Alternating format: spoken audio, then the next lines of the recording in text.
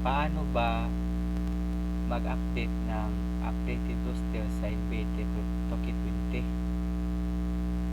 Ang gawin nyo guys, mag-download kayo ng Zykyber kung wala pa kayo nito. Kung meron na, puntahan nyo yung Zykyber nyo at punta kayo sa Android, sa OBB, at hanapin yung OBB file sa NBA 2K20 at i-rename nyo ito. I-rename nyo ito guys. Pagkatapos nyo i-rename, i-install nyo yung NBA 2K20 nyo. Ito, uninstall nyo. Pagkatapos nyo i-uninstall, punta ulit kayo sa Zykyber at punta naman kayo dito sa dinownload nyo na APK file katulad nito at i-kuha nyo ito, i-install nyo ito guys.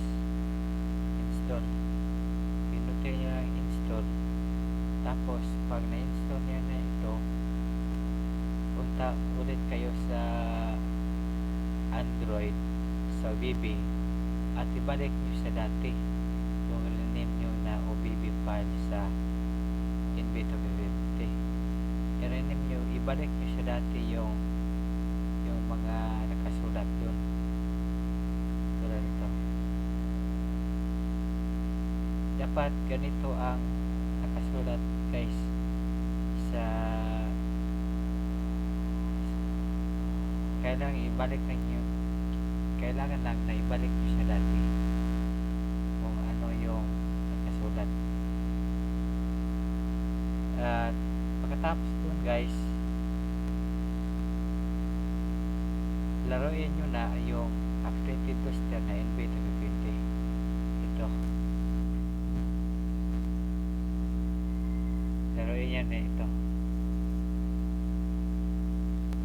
At yun lang guys ang ating video na ito guys, at hanggang sa susunod na video.